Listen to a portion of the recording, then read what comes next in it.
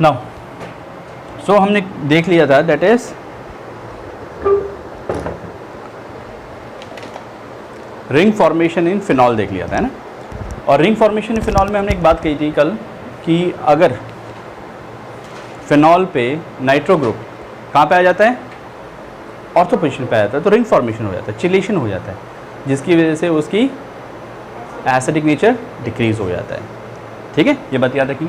अब हम बात करते हैं रिंग फॉर्मेशन इन बेंजोइक एसिड। बेंजोइक एसिड को भी देखो। अच्छा, इसमें ध्यान रखना, एक से ज़्यादा NO2 ग्रुप अगर आ जाते हैं तो क्या होगा बेटा, तो IHMB नहीं लगता, intra molecular hydrogen bonding involve नहीं होता। ये ring formation actually intra molecular hydrogen bonding का ही केस है ना। नेक्स्ट आ जाता है रिंग फॉर्मेशन इन बेंजोइक एसिड। अब बेटा बेंजोइक एसिड को समझो, बेंजोइक एसिड होता क्या पहले तो क्या होता है बेटा, व्हाट इज बेंजोइक एसिड, बोलो क्या होगा बेंजोइक एसिड, बेंजीन पे COH, इतना सोचना पड़ रहा है, that is benzene C double bond OH। अब इंपॉर्टेंट बात, इस कार्बन की हाइब्रिडेशन क्या है बता सकता कोई भी बच्चा, इस कार्बन की हाइब्रिडेशन क्या है, काउंट कर लो सिग्मा बॉन्ड कितने, नंबर ऑफ सिग्मा बॉन्ड 3, तो क्या होगा sp2, सीधी सी बात है, sp2 है, this carbon is in sp2, ये वाला कार्बन मतलब ये बेंजीन रिंग भी पूरा किस में है, sp2 में। बात समझे, बड़ा ध्यान से समझना।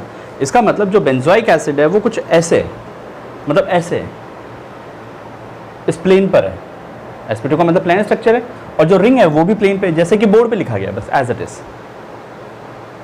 ठीक है, तो रेजोनेंस हो पाएगा जब भी प्लानर, देखो रेजोनेंस होने के लिए सबसे बड़ी इंपॉर्टेंट कंडीशन क्या थी, प्लानरिटी हो। ठीक है, तो इस COH ग्रुप जो प्लानर है, तो इसका जो डबल बॉन्ड है वो रेजोनेंस के अंदर आ सकता है विद द रिंग, मतलब रिंग तक रेजोनेंस जा रहा है। अब अगर मैं ये कह दूं, कि ये जो sp2 है ये मूव हो जाए यहाँ से, ऐसे था ना, और ये प्लेन ऐसा था, ऐसे समझो, ये बेंजीन रिंग है, बेंजीन रिंग ऐसी थी, ये था, अगर सब कुछ प्लानर है तब हो सकता है, लेकिन किसी तरह से अगर ये ऐसा हो गया तो जो COH ग्रुप है वो आउट ऑफ प्लेन हो गया, लेकिन बेंजीन रिंग उसी में रहा। ठीक है, तो क्या रेजोनेंस अब अंदर जा पाएगा रिंग पे, नहीं। याद रखना कि रेजोनेंस अब अंदर मूव नहीं कर पाएगा, क्यों, क्योंकि ये जो आपका रेजोनेंस होगा वो सिर्फ इसी के अंदर होगा, इसके अंदर नहीं होगा फिर। तो रेजोनेंस होने के लिए कंडीशन ज़रूरी है कि पूरा स्ट्रक्चर जो है वो कैसा हो, sp2 हाइब्रिडेशन में हो, तब रेजोनेंस हो सकता है, एक प्लेन में हो सब कुछ। बात क्लियर हुई या नहीं हुई? ठीक है, तो इसमें से एक हाइड्रोजन हटाते हैं, एक हाइड्रोजन हटाएंगे तो क्या बनेगा बेटा, ये इसका कॉन्जुगेट बेस बन जाएगा, C double bond O negative. अभी भी ये sp2 हाइब्रिडेशन में है, इसलिए रेजोनेंस आसानी से हो पा रहा है। ठीक है, तो हम यहां बोलेंगे resonance occur, resonance of CO2 goes in ring, वो रिंग में जाएगा। बात समझ में आई? और हमें देखेंगे कि ये स्टेबल है कि अनस्टेबल है, उस हिसाब से बात करेंगे। तो बेंजोइक एसिड के डेरिवेटिव की बात आती है जहाँ पे रिंग फॉर्मेशन हो। अब रिंग फॉर्मेशन होने के लिए ऑर्थो पोजीशन पे चाहिए ना हमें कुछ ना कुछ, तभी तो रिंग फॉर्मेशन होगा। ठीक है, तो हम यहाँ डालते हैं substituted benzoic acid, substituted benzoic acid. Substituted benzoic acid का मतलब है कि बेंजोइक एसिड के डेरिवेटिव। ठीक है, जैसे एग्जांपल ले लिया आपने,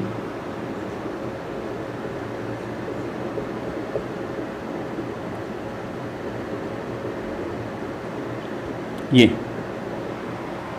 ortho hydroxy benzoic acid, ortho hydroxy benzoic acid, minus से हटाओ,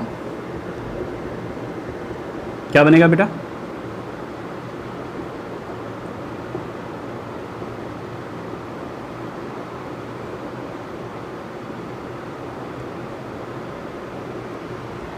ये बनेगा। अब जरा बात समझना ध्यान से, यहां पर ये जो H है इलेक्ट्रोनेगेटिव एटम से जुड़ा है, और इलेक्ट्रोनेगेटिव एटम से जुड़ने की वजह से पार्शियल नेगेटिव पार्शियल पॉजिटिव, और यहाँ पे तो कंप्लीट नेगेटिव चार्ज है। तो ये जो कंप्लीट नेगेटिव चार्ज है इंट्रामॉलिक्यूलर हाइड्रोजन बॉन्डिंग करेगा। यहाँ पे क्या लागू हुआ, IMHB इंट्रामॉलिक्यूलर हाइड्रोजन बॉन्डिंग हुआ। अब इस हाइड्रोजन बॉन्डिंग की वजह से क्या क्या चीज़ें हुई जरा बताओ। पहला तो हुआ बॉन्ड फॉर्मेशन, बॉन्ड फॉर्मेशन हो गया। दूसरा क्या हुआ बेटा, 6 मेंबर स्टेबल रिंग फॉर्म हुई, जिसकी वजह से इसकी स्टेबिलिटी क्या होगी, हाँ जी बढ़ेगी। फिर कहीं पे बॉन्ड बन रहा है तो स्टेबल होता ही नहीं होता वो चीज़, कहीं रिंग फॉर्मेशन होगा तो स्टेबल होगा ही नहीं होगा, एज लाइक फिनॉल। ठीक है, तो ये क्या हो गया, इसका कॉन्जुगेट बेस स्टेबल हो गया, मतलब हम कहेंगे कि ये मोर स्टेबल हो गया। तो ये चाहेगा, क्या चाहेगा, इलेक्ट्रॉन आसानी से बाहर निकाले, तो ये लेस स्टेबल है जी, तभी तो रिएक्शन फॉरवर्ड डायरेक्शन में गई, तभी तो ये फॉरवर्ड डायरेक्शन में मूव करी। बात क्लियर हुई। नाउ एक बहुत इंपॉर्टेंट चीज यहां पे निकल के सामने आई कि ड्यू टू, अच्छा अब एक बात बताओ मुझे जरा, ये ज़्यादा स्टेबल है कि ये ज़्यादा स्टेबल था, दोनों में स्टेबिलिटी किसकी ज़्यादा थी, इस कंपाउंड को लेता हूं और इस कंपाउंड को लेता हूं, नीचे वाले की ज़्यादा है ना। वैसे भी देख सकते हो नेगेटिव था, ये पॉजिटिव होगा तो पॉजिटिव नेगेटिव, ये नेगेटिव शो करेगा, -I शो करेगा तो माइनस बढ़ा देगा स्टेबिलिटी। वहाँ पे ऐसा कुछ है ही नहीं, हाइड्रोजन ही है बस, तो स्टेबिलिटी इसकी ज़्यादा होगी। ठीक है, अब more the stable conjugate base, this is the anion of acid, more the stable conjugate base, more the acidic the acid is, जितना स्टेबल अनाइन होगा उतना ही ज़्यादा एसिडिक उसका एसिड होगा। तो इस बार क्या हुआ बेटा, फिनॉल के केस में याद रखना, फिनॉल के केस में IHMB लगने से क्या हो गया था, एसिडिक नेचर हट गया था, यहाँ पर एसिडिक नेचर बढ़ रहा है। नोट डाल के ज़रूर लिख लो इस बात को, due to IHMB, due to intramolecular hydrogen bonding, acidic nature of phenol decreases while acidic nature of benzoic acid increases। बात क्लियर हुई कि बेंजोइक एसिड के केस में तो बेटा बढ़ा दिया उसने फिनॉल ने, और फिनॉल के केस में घटा दिया। Got it?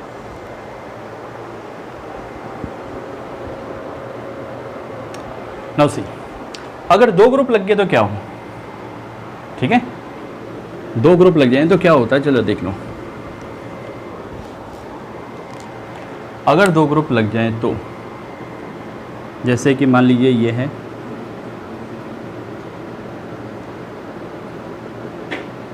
यहाँ OH लग गया, यहाँ OH लग गया, ठीक है, -H करेंगे तो एसिड से H पॉजिटिव जाएगा बाहर,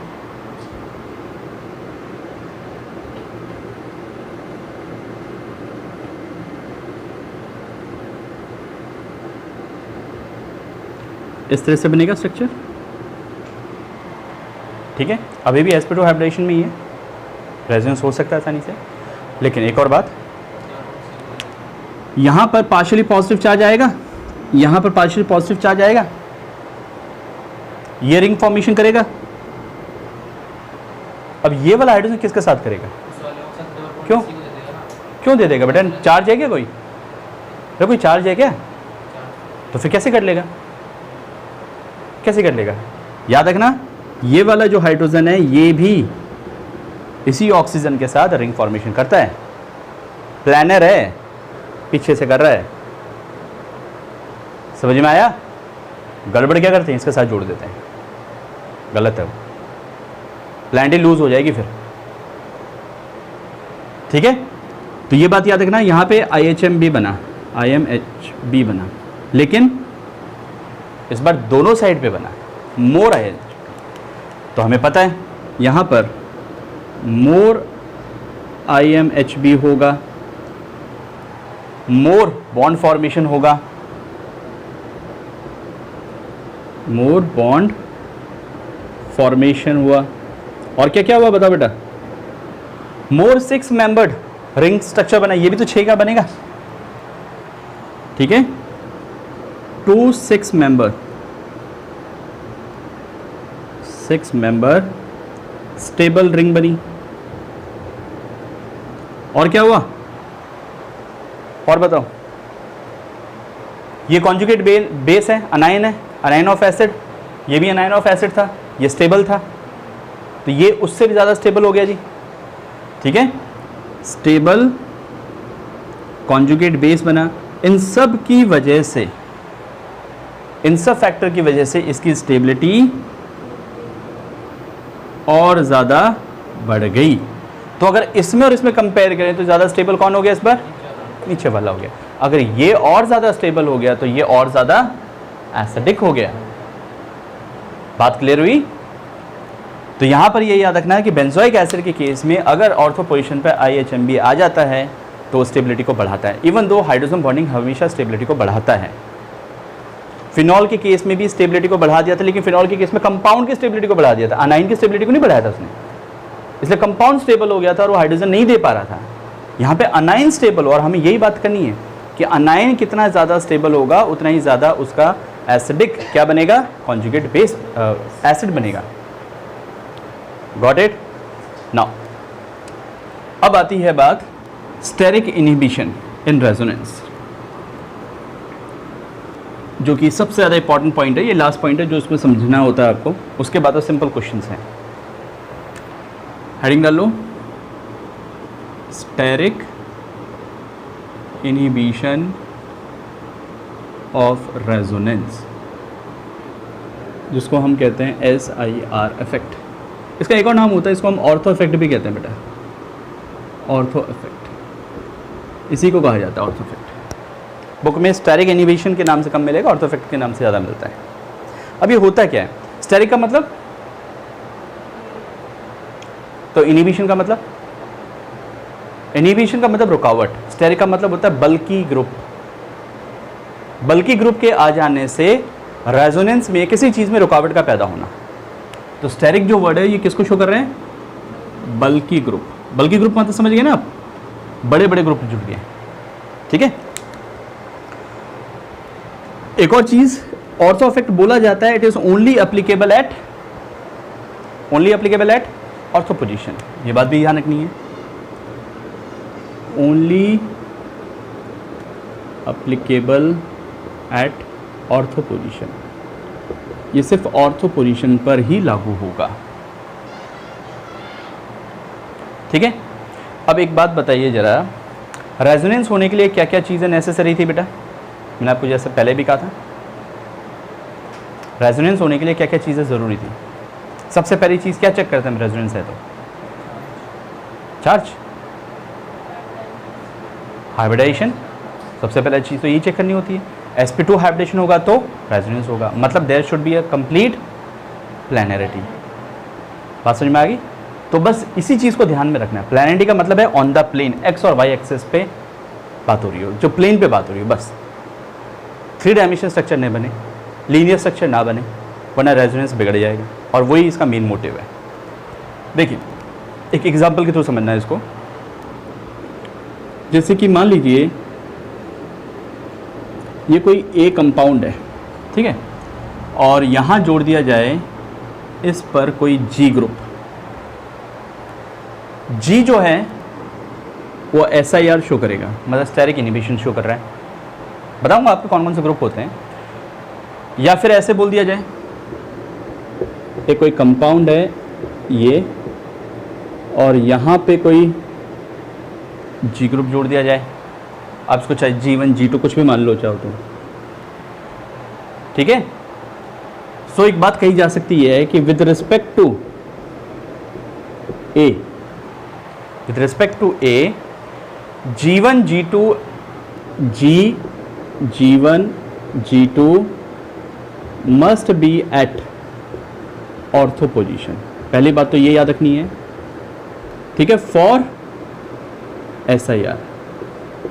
SIR होने के लिए आपको क्या करना है, ये जो G1 G2 ग्रुप हैं, ये जो SIR लगा रहे हैं, स्टेरिक इनहिबिशन कर रहे हैं, आपका रेजोनेंस को रोक रहे हैं, ये कहाँ पे होना चाहिए? पहली बात ऑर्थो पोजीशन पे होना चाहिए, ठीक है। अब जरा एक बात बताना, अगर ऐसा ग्रुप आ गया, यहाँ A मान लो, यहाँ B मान लो, और यहाँ पे G1 और G2 मान लो, तो स्टेरिक इनहिबिशन किसका हुआ? A का हुआ कि B का हुआ? B का हुआ, है ना, क्योंकि ये SIR लगा रहा है, ये SIR कर रहा है। तो हम बोलेंगे with respect to B, G1 and G2 show steric inhibition. बात समझ में आ गई? तो क्लियर है ना? तो with respect to B, G1 and G2 show SIR। लेकिन A पे कुछ नहीं हुआ, A नॉर्मल रेजोनेंस कर रहा है। बात समझ में आ गई बेटा?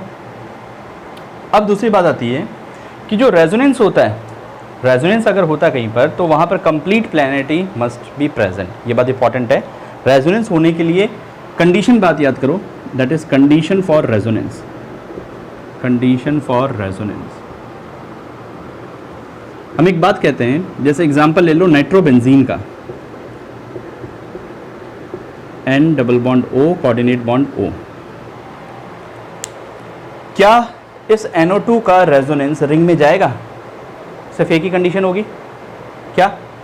कि ये sp2 होना चाहिए। अगर sp2 है तो रिंग में जाएगा, अगर sp2 नहीं है तो नहीं जाएगा। ऐसा क्यों? अगर sp2 होगा तो विद द प्लेन होगा, with the plane with the ring होगा। लेकिन अगर ये आउट ऑफ प्लेन हो गया किसी तरह से, तो रेजोनेंस नहीं हो पाएगा। रिंग में इसमें होगा, लेकिन रिंग में नहीं होगा। फिर क्या इतनी सी बात समझ में आई? तो चेक कर लो, क्या ये sp2 है या नहीं। काउंट करो सिग्मा बॉन्ड, 1 2, और कोऑर्डिनेट बॉन्ड भी सिग्मा होता है, इसका मतलब क्या है? sp2। और बेंजीन तो खुद ही पूरा का पूरा sp2 होता है, तो कंप्लीट प्लैनेरिटी है। तो हम एक बात कहेंगे, that is resonance of NO2 goes in ring, ring में जाएगा। तो कंडीशन क्या हुई रेजोनेंस की? What is the condition? हम कंडीशन बोलेंगे देयर मस्ट बी कंप्लीट प्लैनेरिटी, मतलब sp2 हाइब्रिडाइज्ड हो इन कंपाउंड, पूरा का पूरा कंपाउंड प्लैनर होना चाहिए बेटा। सबसे बड़ी कंडीशन यही है इसकी, ठीक है। आया समझ में? अब ये ए ग्रुप कैसा हो, let's see. A group must be, कौन कौन से हो सकते हैं? अंदाजा लगाओ। जैसे कि NO2 हो गया, एल्डिहाइड हो गया,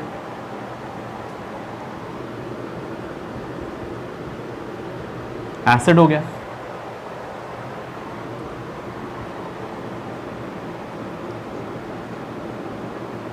एस्टर हो गया, कीटोन होगा,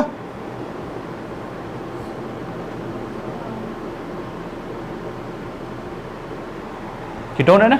एक तरफ तो बेंजीन से जुड़ गया, एरोमेटिक कीटोन्स, CO ग्रुप है और R ग्रुप आ गया।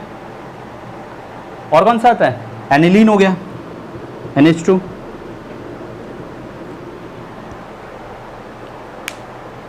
अब जरा चेक करो sp2 हाइब्रिडेशन है या नहीं। इस कार्बन पे देखो, ये तो बेंजीन रिंग से जुड़ रहा है, तो सिंगल मैंने फ्री छोड़ा हुआ है, तो सिग्मा सिग्मा सिग्मा sp2 है। इसकी बात करें, इसकी बात करें, इसकी बात करें, इसकी बात करें, इसकी बात करें, लोन पेयर होता है, लोन पेयर एक सिंगल बॉन्ड की तरह काउंट होता है, तो हाइब्रिडेशन क्या रहेगी? Sigma sigma sigma sigma, 4 sigma. तो करना चाहिए नहीं करना चाहिए? देखो एक बार,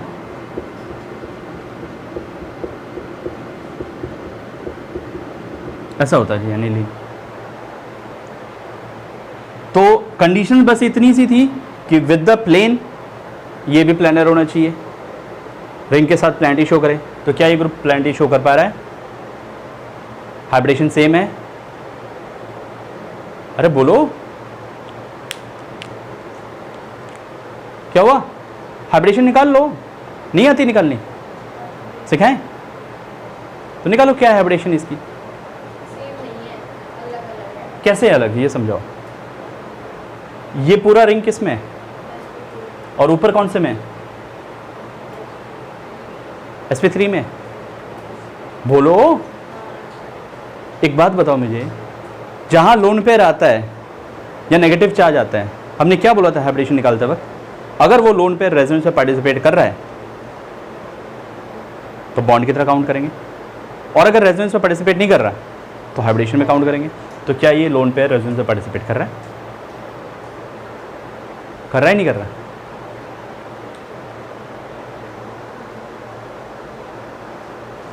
बताओ बेटा, क्या ये रेजोनेंस लोन, जो लोन पेयर है वो क्या रेजोनेंस में पार्टिसिपेट करेगा? बेंजीन ग्रुप के ऊपर NH2 जुड़ गया इस तरह से, क्या रेजोनेंस होगा या नहीं होगा? आपको M इफेक्ट मैंने -M + M बड़ा आसानी से देखने में बताया था कि क्या +M देगा -M देगा। कौन सा ग्रुप दे रहा है? तो +M दे रहा है, इसका मतलब रेजोनेंस में पार्टिसिपेट कर रहा है या नहीं कर रहा? तो अगर ये रेजोनेंस में पार्टिसिपेट करेगा तो ये ऐसा होगा स्ट्रक्चर, तो लोन पे रहेगा क्या? तो हाइब्रिडेशन क्या हुई इसकी? जहां नेगेटिव चार्ज और लोन पेयर आ जाता है वहां लोचा होता है, वहां प्रॉब्लम होती है। तो देखो उसको, क्या वो रेजोनेंस में पार्टिसिपेट कर रहा है नहीं कर रहा? अगर रेजोनेंस में पार्टिसिपेट कर रहा है तो हाइब्रिडेशन में काउंट नहीं करना। तो हाइब्रिडेशन क्या है इसकी? sp2, क्योंकि लोन पेयर जो दिख रहा है वो है नहीं, वो रेजोनेंस में चला गया, और वो क्या बनाएगा? पाई बॉन्ड बनाएगा। तो सिग्मा बॉन्ड कितने हुए? सिर्फ 3 हुए। तो क्या ये ग्रुप प्लानिटी शो कर पाएगा अब? तो इट इज sp2 हाइब्रिडाइजेशन। बेटा ध्यान रखो, पीछे के सारे कंसेप्ट साफ होते जा रहे हैं आपके। क्या कर रहे हो आप लोग?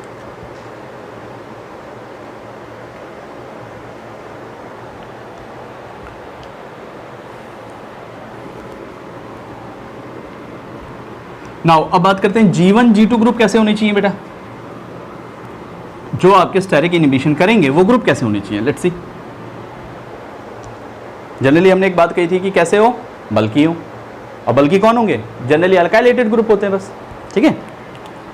तो यहां पर ये भी ध्यान रखना है कि G1 G2 ये कैसे होनी चाहिए?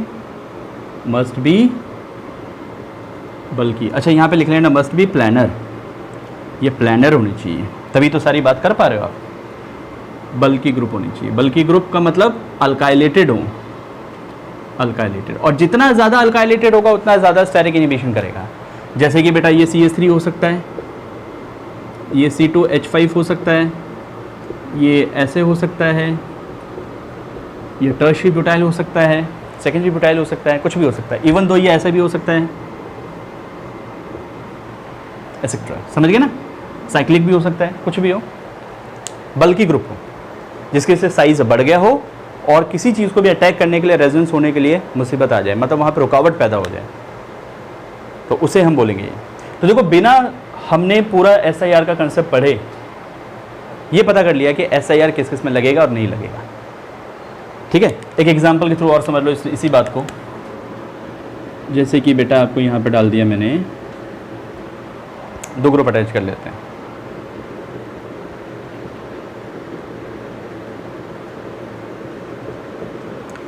बताओ स्टेरिक इनहिबिशन किस ग्रुप पे हुआ? NO2 पे हुआ। किसने किया? CH3 ने किया। तो ये बात समझ में आ गया? That is with respect to NO2 CH3 show SIR। ठीक है, तो आप ऐसे बोलो SIR with respect to NO2, मतलब ये ग्रुप इसको मूवमेंट से रोकेंगे, इसको अंदर रेजोनेंस होने से रोकेंगे due to the repulsion. Main चीज़ तो रिपल्शन की वजह से ही है। इलेक्ट्रॉन मूव कर रहे हैं, इनका भी नीचे बड़ा है, साइज का बड़ा हो गया, तो उसकी वजह से क्या हुआ, इलेक्ट्रॉन दूर दूर चले गए।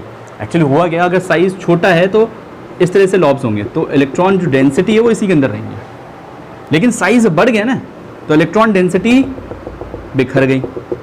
तो अगर कोई इलेक्ट्रॉन आने की कोशिश करेगा तो उसको रिपल्शन भारी मिलेगा, जिसकी वजह से वो आगे मूव ही नहीं कर पा रहा है, कोशिश करेगा तो भी नहीं हो पाएगा उससे, और इसी को बोलते हैं स्टेरिक इनहिबिशन, SIR। कहानी क्लियर है यहाँ तक, क्या कोई डाउट है,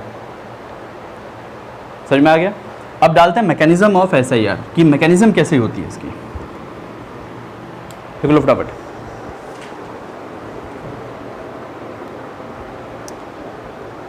मैकेनिज्म ऑफ स्टेरिक इनहिबिशन।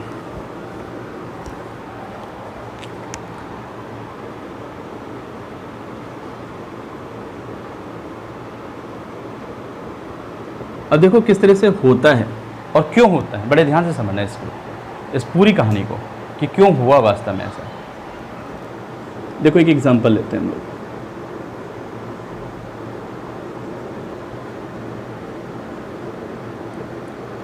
ये नाइट्रोबेंजीन है, क्या स्टेरिक इनहिबिशन होगा? क्या इस पे SIR लागू होगा? क्यों? G ग्रुप नहीं है, अकेला A क्या कर लेगा, रेजोनेंस हो रहा है बस। अब होगा, होगा डेफिनेटली होगा। क्यों होगा? क्योंकि बल्कि ग्रुप जुड़ गए साइड में। ठीक है, अब जरा समझिए आफ्टर SIR क्या होगा। पहले बिफोर SIR की बात कर लें। यहां पर जो NO2 है वो किसमें बेटा, sp2 हाइब्रिडेशन में, और जो रिंग है वो पूरी की पूरी रिंग किसमें है, sp2 हाइब्रिडेशन, मतलब कंप्लीट प्लैनरिटी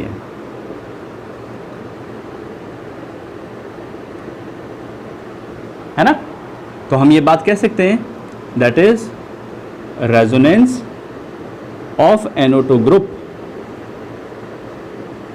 गोज इन, किसमें जाएगा बेटा, रिंग में जाएगा। यहां तक बात समझ में आ गई थी, कोई दिक्कत नहीं है, ठीक है। लेकिन SIR लगने पर, मतलब ये बात कब बोली जा रही है, जब ये नहीं थे, ये ग्रुप नहीं थे तब। ये बात तब बोली जा रही है जब क्या, बल्कि ग्रुप नहीं थे।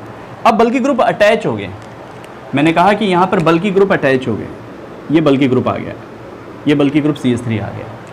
तो इसकी वजह से क्या होगा, अब इसकी वजह से होगा ये कि इधर पे रिपल्शन पड़ेगा, इधर पे रिपल्शन पड़ेगा। ये जो NO2 था ये ऐसे था, प्लेनर था, अब कैसा हो जाएगा, यूं हो जाएगा। वो रिंग तो ऐसी रहेगी, पहले तो ऐसे था ना, दोनों सेम फेज में थे। अब क्या होगा, रिपल्शन लग गया, मान लो इसका रिपल्शन लग गया, ये रिंग है मेरा हाथ और ये आपका G1 ग्रुप है और ये A ग्रुप है NO2, तो पहले प्लेन में था, लेकिन इसका रिपल्शन लगने की वजह से इन दोनों पे, ब्लू और रेड पे रिपल्शन लगा, जिसकी वजह से क्या हो गया, ये आउट ऑफ प्लेन हो गया।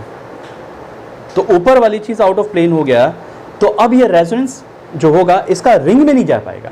अपने अंदर ही ये रेजोनेंस कर सकता है इधर इधर, लेकिन रिंग में रेजोनेंस नहीं करेगा। क्या कहानी समझ में आई? ठीक है, तो क्या कहानी हो जाएगी आफ्टर SIR? इस SIR के बाद कहानी ये बिगड़ जाएगी कि जो NO2 है, देखो मैं इसको कैसे बना रहा हूं, ध्यान से समझना।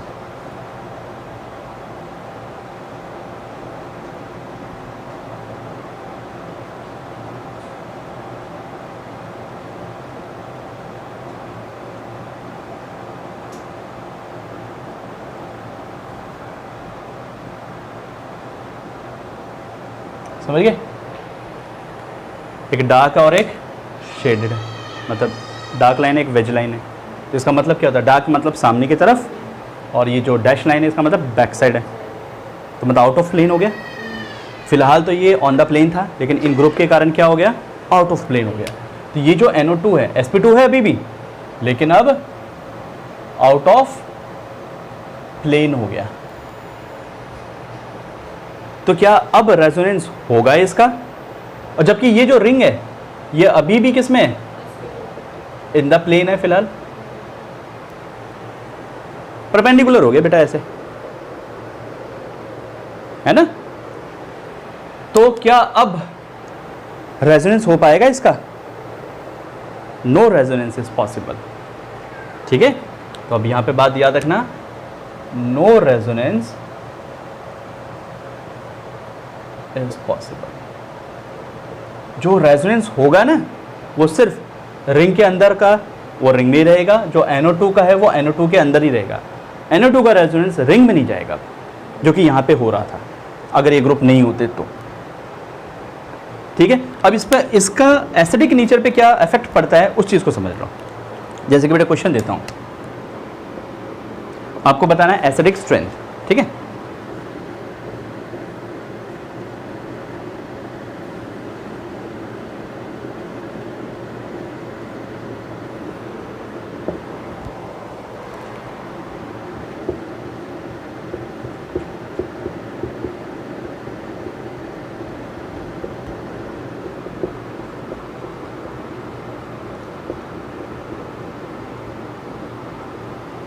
हाँ जी बेटा, एसिडिक नेचर क्या होगा? सबसे पहले हम क्या करेंगे? अनायन बना ले बेटा, अनायन बन गया। अब यहां ग्रुप कौन सा लगा है? -M -I शो करेगा। यहां ग्रुप कौन सा लगा है?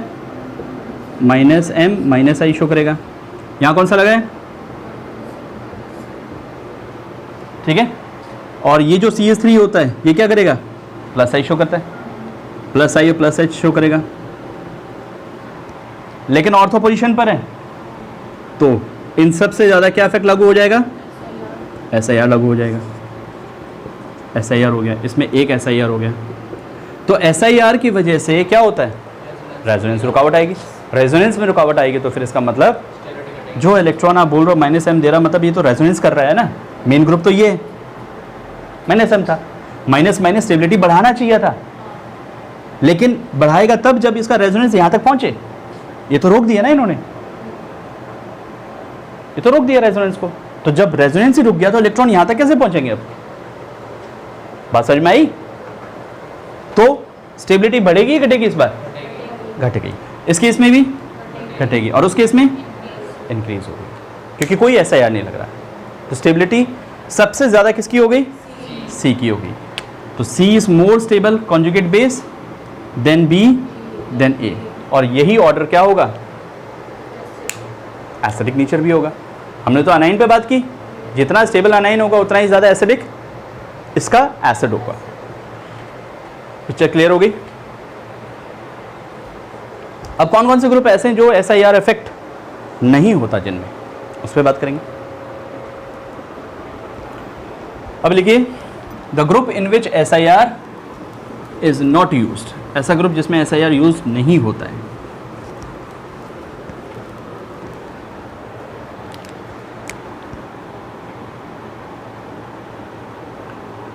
Group in which SIR is not used.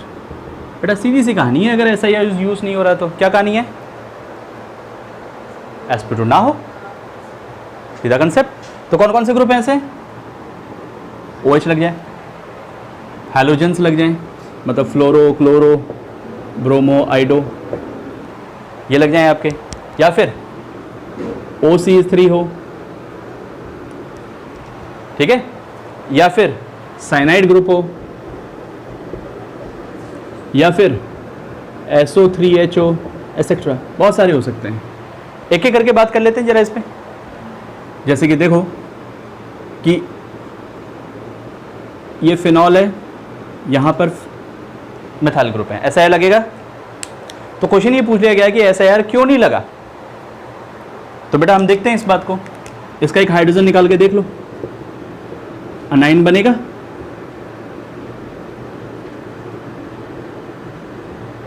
ये बल्कि ग्रुप अटैच है, इस CC को हटा दो, बॉन्ड से समझ जाओगे। अब देखो स्टेरिक इनिबिशन तो होगा, लेकिन O नेगेटिव जो है वो सिंगल एटम है भैया। सिंगल एटम है तो उस पर रिपल्शन लगेगा तो वो अपने एक्सिस पे तो घूमेगा, और अपने एक्सिस पे ही घूमेगा तो बस घूमता जाएगा, कोई फर्क नहीं पड़ा। आउट ऑफ प्लेन हुआ क्या? बात समझो, ठीक है। तो जो सिंगल एटम है वो ऐसे था, रिपल्शन लगा जिसकी वजह से वो अपने प्लेन पे ही ऐसे पेन की तरह घूमने लग गया, बस कोई इशू नहीं। तो यहां पे याद रखना, ड्यू टू रिपल्शन क्या हुआ यहां पर, ड्यू टू रिपल्शन, रिपल्शन किसका हुआ, इस बल्कि ग्रुप का, बाय बल्कि group O negative rotates on its axis, और जब अपनी एक्सिस पे ही लगेगा तो इसका क्या कोई इफेक्ट इस पे लागू कर पाएंगे, क्या इसके रेजोनेंस को रोक पाएगा, नहीं रोक पाएगा, इसके रेजोनेंस को रोक नहीं पाएगा। जो भी था ये ग्रुप नेगेटिव अंदर आएगा ही आएगा, और हमें पता है O नेगेटिव अगर बेंजीन पे जुड़ जाए, नेगेटिव जुड़ जाए, कौन सी तरह का एम इफेक्ट देगा, प्लस एम, नेगेटिव है तो प्लस एम देगा, तो अंदर जा रहा है आराम से। नेगेटिव वाले लोन पेयर वाले अंदर देते हैं, अंदर जाते हैं, रिंग के अंदर डालते हैं, इलेक्ट्रॉन डेंसिटी डालते हैं, इसलिए इसको बोलते हैं एक्टिवेटिंग ग्रुप, ठीक है। So no effect of SIR, इस केस में कोई इफेक्ट नहीं होगा SIR। Similarly for OCH3 also, OCH3 भी जो होगा मिथॉक्सी ग्रुप, इसके अंदर भी क्या है, देखो दो लोन पेयर है, एक सिग्मा बॉन्ड है, sp3 हाइब्रिडेशन आ गया, समझाते हैं आपको। हाइड्रोजन के केस में समझाने की जरूरत है क्या, सेम कहानी, तो लिख लो इसको भी,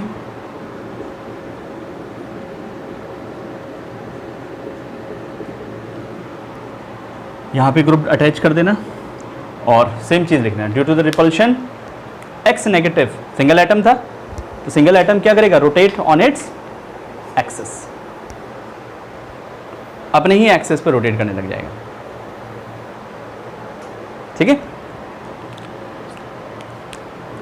तो ये बात याद रखना, सिंगल एटम जो होते हैं, सिंगल एटम रोटेट करते हैं on its axis, so no SIR effect, कोई भी SIR का इफेक्ट नहीं होगा। अब जरा इस बात को समझना बेटा, OH पे तो समझ लिया था आपने, ठीक है।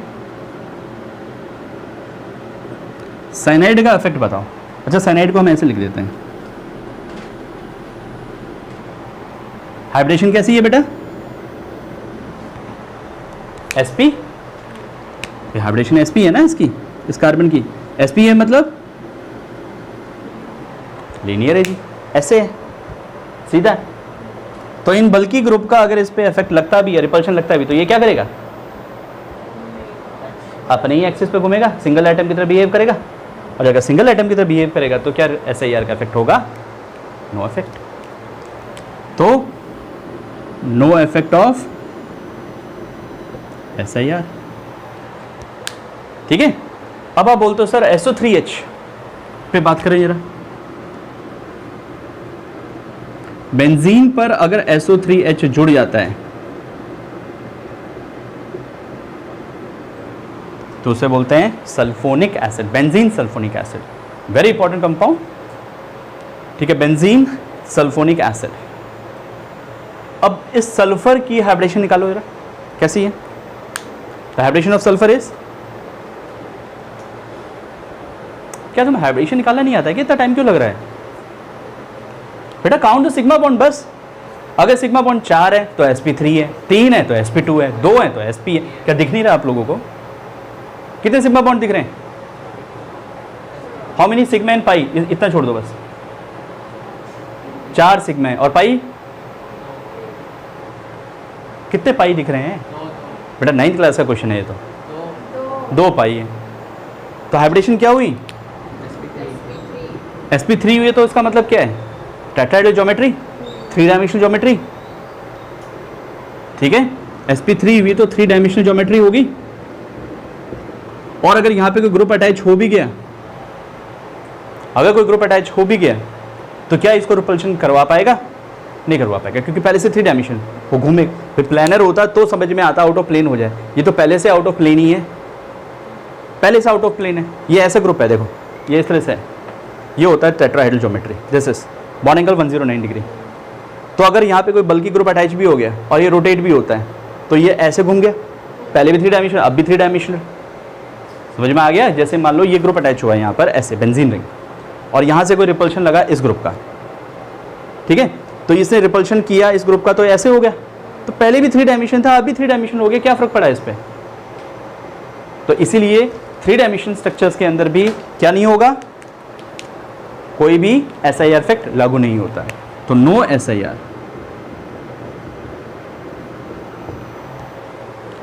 SIR वहां लगता है जहां पर क्या हो, पहली बात तो ये हो कि ऑर्थो पोजीशन पे कुछ ना कुछ ग्रुप होना चाहिए जो कि बल्की हो। दूसरी बात, ऊपर वाला जो ग्रुप है वो sp2 हाइब्रिडाइज्ड हो, तभी SIR इफेक्ट लागू हो पाता है। ठीक है, अब अगर एक क्वेश्चन दे दूं तुम्हें यहां पर, एसिडिक नेचर बताना आपको,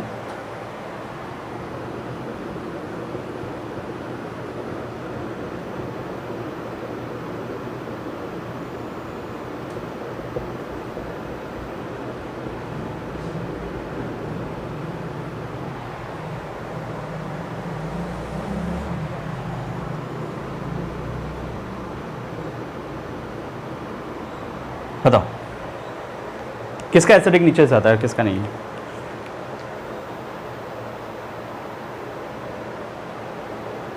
एसिडिक नेचर पहले ग्रुप देख लेते हैं। NO2 है, कौन कौन सा इफेक्ट लगा रहा है? -M लगाएगा, -I, CN जो है -M लगाएगा और -I लगाएगा। ये बात समझ में आ गई। और इसको हम अनाइन मान लें, एक बार नेगेटिव मान लें, तो माइनस माइनस बढ़ाएगा, माइनस माइनस बढ़ाएगा, और हमें पता नाइट्रो ग्रुप जो होता है, ट्रिक क्या थी, नाइट में आकर, ठीक है ना, कनाडा से नाइट में शाइनिंग, तो शाइनिंग साइनाइड हो गया, नाइट्रो हो गया। नाइट्रो ग्रुप ज़्यादा इफेक्ट करता है, ज़्यादा है तो ज़्यादा बढ़ाएगा, कम है तो कम बढ़ाएगा, होना ये चाहिए था। लेकिन यहाँ पे क्या हुआ, NO2 पर बल्कि नीचे ग्रुप हो गया, और NO2 पर SIR इफेक्ट लागू होगा, जबकि साइनाइड लीनियर है, ऑर्थो पोजीशन पे है भी, लेकिन नो SIR, तो इसका इफेक्ट तो जो है वही होगा, लेकिन इसमें रेजोनेंस रुकावट पैदा कर गया। तो एसिडिक नेचर, स्टेबिलिटी किसकी ज़्यादा बड़ी, B की, तो इसका मतलब B is more stable then A, तो इसका मतलब एसिडिटी किसकी ज़्यादा हुई, B की ज़्यादा हुई। देखो कहानी पूरी पलट दी इसने, ड्यू टू SIR। क्लियर हुआ? This is the mechanism and concept of SIR।